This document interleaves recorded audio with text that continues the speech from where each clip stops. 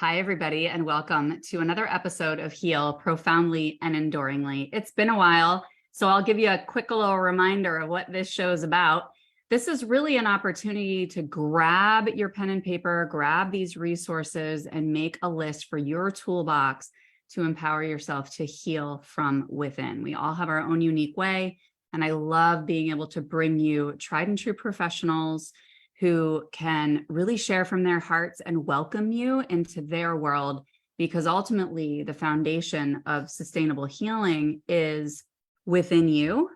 And sometimes we need to be held by another human to do that. And so this gives you an opportunity to connect with all sorts of different professionals. It can be hard to dig through that in the online world. So today we are welcoming Tiffany Gonzalez. Welcome. Thank you for being here. Tiffany is a relationship and life coach, successful entrepreneur, mom of 2 boys, and wife. Early in her career, she built and scaled her own social media marketing company to multiple 6 figures. The company is still thriving over a decade later. More recently, Tiffany has followed her soul-led calling to help women as a relationship and life coach, where she spends her days helping driven women who crave a nourishing life find clarity around what they truly desire and invest their energy in ways that provide beautiful dividends. That sounds brilliant. I'm kind of excited to receive some of that today. I was a creative writing major in college, so. Well, there you go. I need to write my bio, baby. Yeah. All right. So what is that, as I always start off this show, what is that one thing that you feel is necessary to heal profoundly and enduringly? Yeah, I think specifically in the context of relationships, clear communication is, and learning how to enable those pathways and expand that capacity. And I know you said one thing, but even in the notes, it really is too. The other piece is nervous system healing. And this is something that just has been so profound in things I've seen with clients, but also in my own journey, that so much of the work and the effort of what I was doing was just a heavy lift until I also allowed myself nervous system healing to really be able to recalibrate to that new norm. Yeah, no, I super love that. So I'm just sharing out too while you're sharing, because I feel like, I think that it would be helpful to tell people what nervous system healing means, because there's some people that don't know what that means. So if you could just explain that a little bit. We've obviously heard about communication, and it's interesting because I find that people who are like, oh, I really value communication, end up sucking at it. Because there's a lot of like subtle nuances to it. You know what I mean? Yeah. And you want it to be like organic. So anyway, we can talk about that in a second, but tell us what nervous system healing is. I mean, this aspect, I am by no means an expert in nervous system healing, but I have a great resource list of things that have helped me and have helped clients. But nervous system healing, right, is really just healing your nervous system, that so many of us don't realize that constantly we are actually in an activated nervous system. So we are always in that fight or flight. And so we're working really hard actively and consciously to make all of these changes, but our nervous system is activated all the time. And so we're constantly responding to things as if they're life or death, or we're constantly responding out of like a way more elevated experience because we're not actually able to find the rest. We're not able to find that somatic resonance. And so nervous system healing can entail a lot of different things. It can look a lot of different ways. There's a ton of resources, but it's really being able to find repair and restoration for your nervous system so that you're able to approach life in so much less of an activated way. So like if opening your inbox in the morning gives you anxiety, right, you probably have an activated nervous system. It's these little things that shouldn't be something, and we think we can just reason our way out of it. And if I just read enough mindset books, or if I just, do enough affirmations, that I can let go of these things that are really reactive for me. And a lot of times it's actually underlying subconscious stuff that we need to heal from, usually starts in childhood. Yeah, no, absolutely. It was such a game changer for me too, when I realized, when you stop labeling things as, oh, this is because of this story or this narrative, and instead it's like, my nervous system is simply activated. Let me soothe it. Let me adjust my nervous system state to a ventral vagal state, or, and just being able to bring yourself into ease to being centered, right? And not making it, because our minds attach stories to everything. And it's like, oh my gosh, this must mean I da da da da da. It's like, Yep. and you know that if you ask yourself, if you're getting reactive or you're getting upset, what are you making this mean about you? Right. And then you know that there's like a story behind it, and that can help you understand that subconscious piece. But one of my favorite books, I'm just going to type it in the chat here for people, is Anchored by Deb Dana. And it's so easy to read. And it's a beautiful, beautiful way to get to know the different nervous system states and like bring yourself back without attaching to the narrative. So that's a place where people can begin. But like you said, there's so many deep subconscious patterns that are specific to every person. Absolutely. But whatever it looks like, wherever you starting is the thing, right? Because it's such a journey, right? We're still always in the process of healing. But when you start that, it's this incredible opportunity and experience of finally finding rest at a deeper level that you've probably been missing for years, if not all your life. Yeah, it's funny because like I was saying that to somebody a couple of weeks ago. I was like, if you have compounded trauma, like years and years of trauma, you may need to spend a decade or more just taking care of you. Like that's okay. Give yourself permission. I mean, I know I had my own history. And then after I got sepsis, I was kind of home for a good 6 years taking care of myself. And I'm like, maybe that's what my inner child needed. Like maybe I needed that just extended period of nourishment and nurturance from myself. Right. And we don't have patience for that a lot of the time. No, and we live in a culture that doesn't reward that and doesn't praise it. And, and the pushing and the just powering through is somehow the noble thing to do. But at the end of the day, it's you, it's your family, like you're the ones who pay the price of that.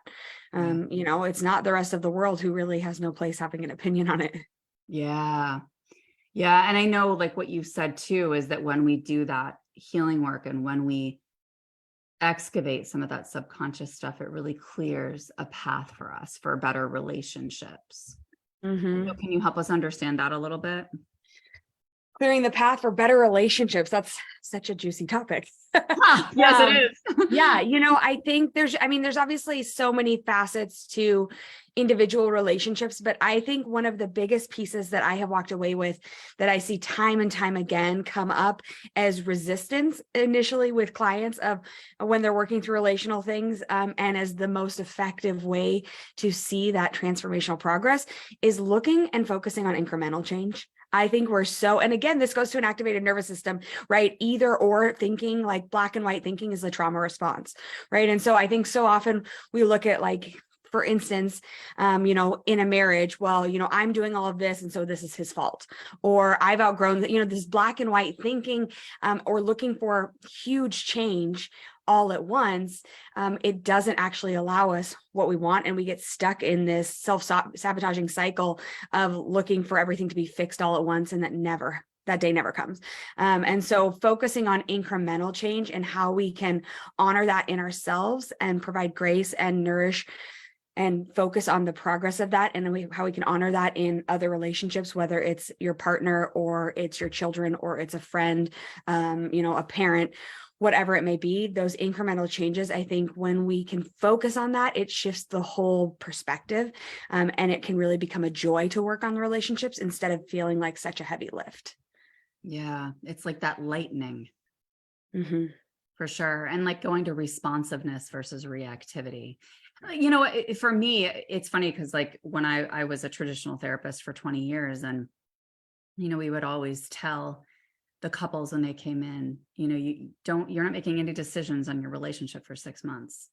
You're going to give it 6 months and we're going to talk about XYZ because you've come in with a bunch of resentments and stories and belief systems and assumptions about this other person and about yourself and all of that. And it's like, when you can release yourself from the outcome of what that's going to look like and just focus on trusting, we both want the same thing here. We both want to love. We both want to be together, and just be like intentional with that. I trust that love is behind this. And I think Absolutely. that can get in the way sometimes. Yeah. And I think that, you know, having those incremental conversations and being able to break it down into isolated instances or specific scenarios, especially when it pertains to marriage, because what happens is, and, you know, I mean, in the past, I've been guilty of this too. And I think many of us have, is that we keep it in, and then you unload all of the things, right? And then you say, well, why didn't they fix it? I gave them all of the things that I needed them to do, and they're doing nothing. And instead of the recognition, right? Oh, you know what? I've totally just put them into flight, fight, or freeze, right? They have no capacity to do that. And oftentimes what I've seen is that a lot of partners don't have the capability at the start. And I'm sure you saw this as a therapist. They don't have the capability at the start to provide the support that their partner's seeking. Right. And so it's about learning and teaching, but we have this assumption that because we're grown, we should all be good at this and we should all know exactly what we're doing. And it's like, it's a lot of work that goes into it, and a lot of intentionality and effort and learning new skills and new ways to forge pathways together. And the results are tremendous, right? And when you can start to see the forward progress and you can start to see the forward motion, it is so encouraging if you focus on that. But again, that point of focus becomes sort of the make or break in some ways, right? If you choose to focus on the progress you're seeing or really hyper-focused on what still isn't done, it's like really changes your experience with it. Yeah. Yeah. And what would you say to somebody who is feeling like there's repetitive patterns in the relationship? Like, it's like, okay, you know, I am going to continue to approach this from a place of love, and I am going to continue to focus on the positives and the progress, but the same patterns keep developing no matter what. What are your thoughts on that? Yeah, I think first of all, I think having a lot of grace for yourself. I think a lot of times we try to shame ourselves into not feeling angry or resentful, and allowing how you feel to be there. Having a lot of grace for your partner and for the season that you're in. Sometimes we can forget that we're in a season. Maybe you've just had a baby or you've had a major life change with a move, and we start to act out like everything should be normal and on an even keel when we've actually just upended ourselves in this season and things are totally changing. And so I think having acknowledgement and grace for the season of life that you're in together as in a partnership is really important. And then beyond that, I would say go backwards. I would start with healing old wounds, healing old traumas. And you can start that with yourself, because most of this stuff, right, these patterns we play out with our partners, if we haven't done that work, is not something that was created with them. It was something that was created in our childhood. And so if we're not going back, then we continue to participate because we are one participant in the dynamic of the eating situation. And so a lot of times where you can start is just with yourself. And a lot of times you talked about this in the very beginning in your intro, right? Being held is so important. And I think so much that's where so much of the work that I do and why there's such a value in relationship life coaching, because it's allowing you to be held in your experience from someone who has no stake in the game of how you respond or how it shows up for you. Whereas like your best friend or your parent or, you know, your neighbor, all of these people, they really love you, but they also have opinions and they have, you know, ways they're affected by the relationship dynamic. And so to be able to be held in that space is really, really important. And one of the things that I have found really helpful for husbands specifically, because healing old traumas can be kind of a murky water for men to dive into a lot of times, right? You maybe have a lifetime of not really feeling feelings and dealing with emotional traumas and those things. Breath work has been something really accessible that I recommend to a lot of clients, and has been really cool. The first time that my husband ever did a breathwork class, he came downstairs and he had done it upstairs. It was a live class, but he'd done it upstairs in our room. It was, on Zoom. And he came down with tears in his eyes and he said, "That's the most in my body that I've ever felt in my entire life." Wow. From 1 hour of breath work. That's amazing. And now he's obviously way more open to things than many, because we've been on this journey for a long time, but he was trying to work through some stuff that consciously, like he was like, I I've worked through this. Like, I'm okay with this. I've made peace with this from his past. And, but it was still residing in his body. And that's the thing. Trauma stays in our body if we don't work it out. And so I find the breath work to be a really accessible way for men and women, but especially for men, because some of these other opportunities or pathways don't seem accessible oftentimes. Oh, that's really helpful. Yeah, I love that. And so I know one of the things that you particularly specialize in is this concept of like this of marriage and entrepreneurship. Mm-hmm. So can you talk to us a little bit about just how you make sense of that and the kind of work that you do with it? I would love to, I know it's kind of a broad topic, That's but okay. I would love just more information on that from you. Yeah. Yeah. You know, I think that sort of in part, I fell into this because I realized, that's what I was already doing. Like, I was doing a lot of this all the time with people that I knew, is talking about these things and really helping them find clarity in these things. And for a long time, I really tried to position myself more in the business realm because I came to it, right? I've got a decade of experience running a small business and growing it, scaling it, building a team. And I thought, well, this is the acceptable place that I should be for coaching, right? A business coach. That makes sense. And I know the other stuff always comes in because it's always everything, but this is who I am. I'm a business coach. And, you know, I did a mastermind in 2021. And it was really interesting because to hear reflected back to me these things about my marriage that I just thought were regular. I just thought everybody's marriage was like that. I just thought this is the way everybody thought about their relationships, to realize that like, oh, this is actually such a focal point for me in the work that I'm doing. And so it was a journey of letting myself make that transition and shift, because I had some initial resistance to life coaching and relationship coaching as this is who I am, like this is the brand that I stand on. But it has been what I'm so passionate about is how all the pieces fit together. I think that is the intersection, right, of marriage and entrepreneurship, of where all of it comes together so that it is this symbiotic relationship where it's nourishing, they're nourishing each other. Because what I've seen happen and what I've experienced in my own life is that it's one or the other. It's not neutral because of how involved and intertwined those things are. When you're an entrepreneur, your marriage is either feeding your business or there's a lot of tension in your marriage because of your business, and vice versa, right? Your business is either feeding your family and your marriage more than just financially, like energetically speaking, or there's a ton of tension from what it's taking from them.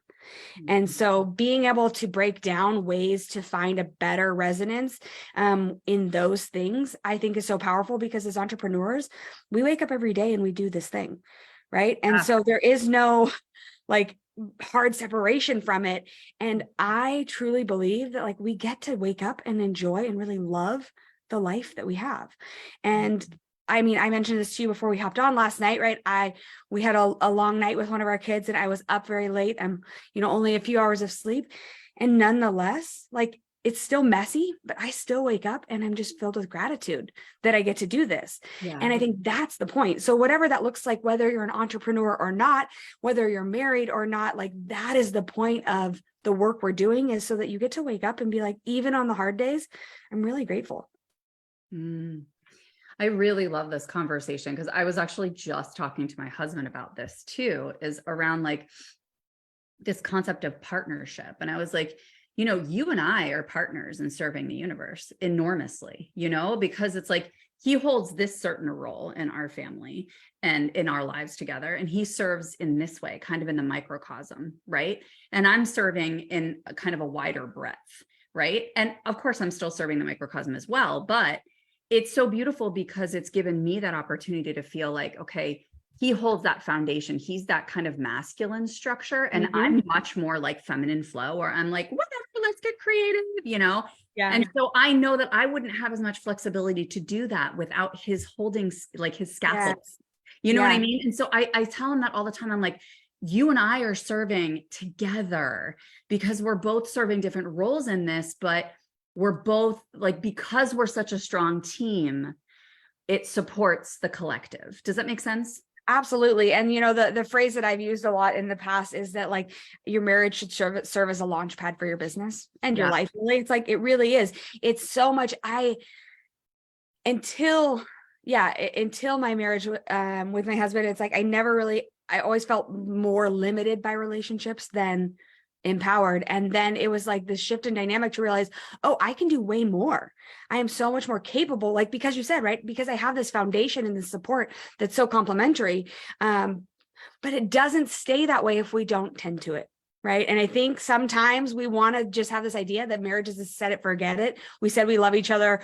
We're doing this thing. We're building this life. So it should just work. And it's like, in what scenario could you be in relationship with someone every single day in the most intimate and mundane details and not have to navigate conflict and, find new ways to figure things out together? Well, and especially because if you're both invested in being the highest version of yourselves, you're going to change. Like, I change rapidly. Mm-hmm. I change like every 6 weeks. I'm a different person. Kind of, but I mean, I'm always doing the work. Right. Yeah.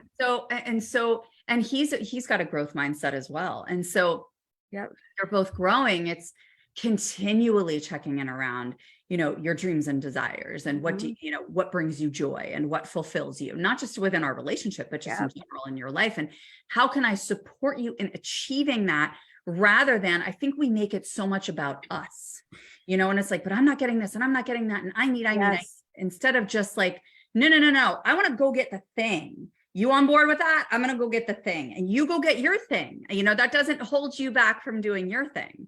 Mm-hmm. And that's where finding yourself in a space too, where you are held by someone outside of your marriage and outside of your family, is so important, right? Because then you get that me, how can I process through? And sometimes, right, it can be triggering when our partner is going through a specific growth phase or making specific changes. And so being able to process through, what does that bring up for me? Right? Maybe something comes up from your childhood that, like, something happened with your parents and the way they handled finances. And so your husband making this decision or setting this goal is triggering for you.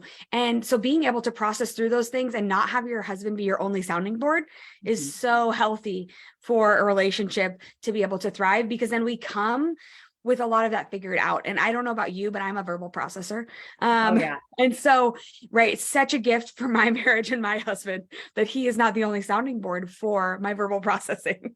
Oh, no, exactly. That's so funny that you say that too, because literally I was on a walk with my dog this morning and I was talking to my husband and we were talking about something I don't even remember. And he was like, yeah, I mean, just like your coach said, and she said this, that, or the other. And I was like, and I think it honestly makes him feel like it's not all on him too, right? Like, it takes some of that burden and that pressure off, where he's able to be like, listen, like, I know you have support. I know you're working through your shit. And I also trust, that you are receiving feedback that is assisting you with getting to where you want to go.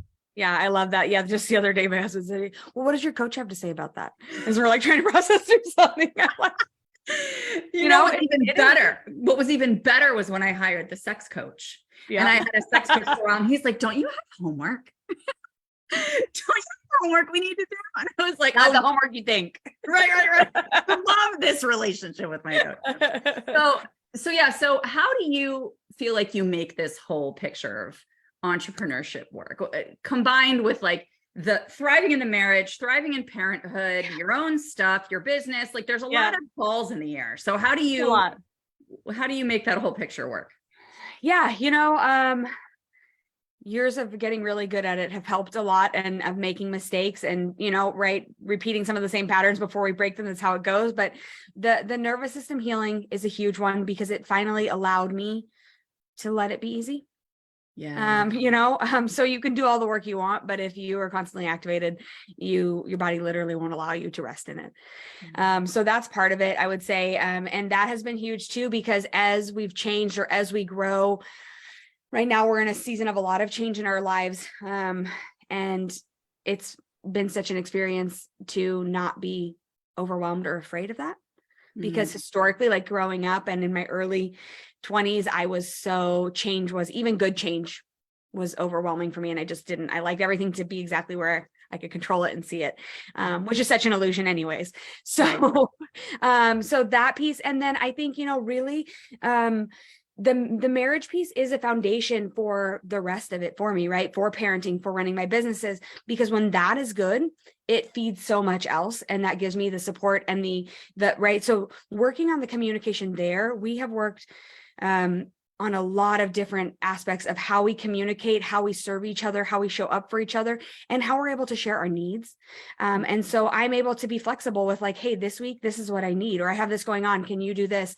And that dynamic of like being in a partnership, this isn't set in stone rules. I think the fluidity in expectations and in support is probably one of the most important pieces, because like you said, right, things are always shifting and changing. What's going on this week might not be going on next week. How I'm feeling this week isn't going to be how I'm feeling next week. I'm pregnant right now, so that's definitely true. Very much so. Every week's a fresh new start. Yeah. But so really being able to go with the flow, but going with the flow it means nothing if you haven't done the work to be able to do that, right? If you can't actually do it, just saying it or just stuffing it down and shoving your feelings down or opinions down because you want to go with the flow isn't a thing, right? In order to go with the flow, we have to do so much work to let go of past traumas, to find new ways of communicating. And honestly, how we've gotten to a place of great communication is by trying and failing and trying again and failing. And, it's just an iteration. If you get a little better, you get a little better. And that's then you look back and you say, oh, like 2 years ago, this was a totally different story. Yeah. Yeah, it's so beautiful. I love that, because for me, it's about continuing to focus on the mission. I can be like a messy human with my moods all over the place, right? But it's like, I know where I'm anchored in my human. Yep. And I know where I'm going. And I think that's so vital. It's like, yeah, I know where I'm anchored, but I also, I'm clear about what I'm here to do. And that doesn't mean that like little details of that are not going to change. Right? Like that's going to continue to unfold as I go along. It's not like I'm going to have like 100% of that answer, but it's so supportive for me to continue looking at, this is too important. Like it's too important. I'm staying the course and not looking at all the feedback from outside of me as to why it's not working. Just like you were talking about earlier, like focusing on where's the progress. Yeah. Focus on the progress. And it gives yourself such relief. And sometimes, and I think this is, again, why nourishing this relationship, and not making it all about us. You said it's so easy to make it all about us, right? What do I need? What do I want from it? But looking at how you can also support your spouse and how you can show up for them and how you can nourish their experience, because that is also where, when we falter and we feel like, you know what, I can't hold this, like the weight of, everything else is feeling heavy. And, maybe I'm not supposed to do this, or maybe this isn't working out the way I thought, or whatever it may be. It is so beautiful to be able to have someone else hold that space for you and say, no, remember, like, this is who you are. Yes. And I think for me, what that brings me to, which is something that I've worked to cultivate, is being willing and able to receive without feeling guilty about that. Yep. Right. And just being like, yeah, because I know that when you pour into me, it helps the collective. When I pour into you, it helps these people, and I think I just did a post on that. I think it was yesterday. It's like, we focus so much on like, all right, well, you give me love and then I need to give it back, right? Like, no, that's an exchange relationship. That's not healthy. It's like, you give me love because it feels good. And that's part of your value system. And that's part of who you are and what you want to like vibrate within. And so you give that to me, and then I get to do whatever I desire with it, and vice versa. As long as we're both open to that kind of exchange, there's freedom within the relationship. And I think one of the things as a really tactical strategy or approach for anyone listening is, right, especially this felt true to me once we had kids. We were very much in like, you do this, I do this, I'll take out the trash, you take out the recycling, very like, and then you have kids and the whole thing just gets blown out of the water because it's just not how it works anymore. And, I think instead of looking at, okay, because it's easy to build resentment when we look at, well, I did this or you do that, instead looking at the energetic exchange. And that's kind of what you're talking about. It's like, what is the energetic exchange going on? Where am I feeling drained? Where do I need more support? And then being honest about what you need energetically, because that isn't going to look like school drop-offs and pickups are split evenly, or, it doesn't mean each of the tasks, because you could do that, but the energy to hold those strict black and white boundaries is going to be draining in and of itself. Being able to flow with it and find out where the energy places that you're feeling like it's leaking out, and where do you feel really lit up, giving yourself more of that. And also being able to feel comfortable asking your partner for support that maybe doesn't come from them also. right? So maybe it's not just about how can you fill my cup all the way. It's about, here's what I need to fill my cup. Okay, here are the ways you can do that. Here's the way, how can I fill yours? And here is the extra support that we need, because it takes a freaking village. Yeah, see, I totally feel that.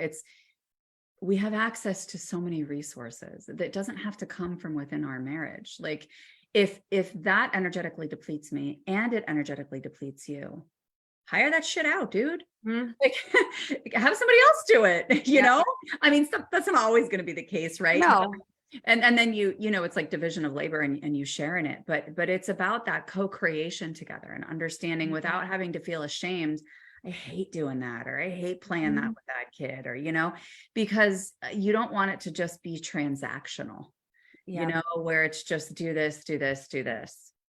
And there's so much room for magic and for like just really amazing solutions and possibilities you wouldn't have even thought of if your focus is in allowing it and not on how we can stay within the confines of exactly what we've been doing.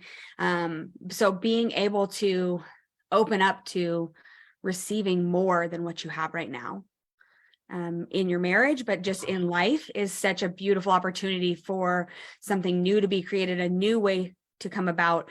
But if you aren't looking for it and you're not presencing that, then you don't notice it, even if it's on your doorstep. I love that so much, because I think that's a huge thing for people, is realizing that they get to receive even more than they realized, which is beautiful. That's just an allowing. I'm dropping your links here so that people can chat with you. I'm dropping your website and your Instagram and your Facebook so that if people want to connect with you, they can. Do you have any recommendations for what breath work people could work with? Like, is there anything that you like in particular? So I have a dear friend of mine. She is Dr. Maura Moynihan. Her and her husband have created this breathwork company called Revelation Breathwork, and they're based out of Asheville, North Carolina, but they do virtual breathwork classes. You can try it out for free, but then they have a really affordable monthly membership, and they have live classes and on-demand classes. So that's what I generally recommend to clients. Cool. And that's what we've done. Is super accessible, and really tons of options to be able to do that right from your home. And so that's really been a really effective way to jump into it. Cool. Awesome. I just dropped that in the comments of Revelation Breathwork so people can look that up, because there's so many different ways of doing breath work. So that's why I was like, what are you? And I had never done it. I mean, outside of doing things like different yoga practices, and, you know, I've done meditative retreats, but I had never done just like breath work. And so, but I happened to be on a retreat for this mastermind I was in. And I went to my friend Maura and I said, okay, you know, my husband, he's trying to work through this like old trauma, you know, he's dealt with it intellectually, but it's sitting in his body. Like, what's the best way? And she immediately said breath work. And I was like, okay. And I told him, and, you know, a week later, he did the first class, and the change was just profound, just to be able to see that. And so fully believe in the power of it. And I think on a regular basis, it's obviously healthy for us, but processing through some of those high emotion, high stress times or experiences just makes it so much easier to let it out. Yeah, that's beautiful. All right, I'm checking them out. Thanks, friend. Absolutely. So is there anything else that you want to leave people with before we close up today? I think really I would just leave you with that. It gets to be even better than you think. You know, it just gets to keep getting better year over year, month over month. Like, you will go through hard seasons, but on the whole, like the trajectory, it gets to keep getting better if you believe it and if you invest in it. And looking at that, I think the best gift to your marriage is to really look for incremental growth and capacity expansion instead of fixing or finding a solution to the problem, because that allows you so much rest and peace in the work that you're doing. Yeah. And being really genuine, right? Like being really genuine about, this is what I want. And I'm going to say it unapologetically, even if it's different than what we decided 20 years ago or 15 years ago or whatever. And that's a brave step. Sometimes it can feel scary, you know, but it's like, I'm evolving, and I want to celebrate that I'm evolving, and I want to honor that in myself. And I want to invite you to go with me, you know? So when we can share that in pieces and parts instead of letting it build up for years and then unloading it all at once, our partner can actually join us on that journey. Yeah. You know, Their nervous system isn't like it's actually a train that's available for them to hop onto, instead of one packed with years of built up resentments. And so, yeah, that piece of letting the conversations, right, the genuine place, and coming from a place of peace, of, I mean, it sounds corny, but of love when you're having those conversations, because when you can just express it from your heart's desire instead of from anger or resentment from what you want from them, it can actually be heard and received. And I think a lot of times we have to choose, and I say this to clients, and I'm sometimes like, I feel bad saying it, but it has to be said, is that we have to choose, especially in marriage, if we want to be right or if we want to have a really healthy marriage. 100%. What a brilliant way to end this. That's 100% true.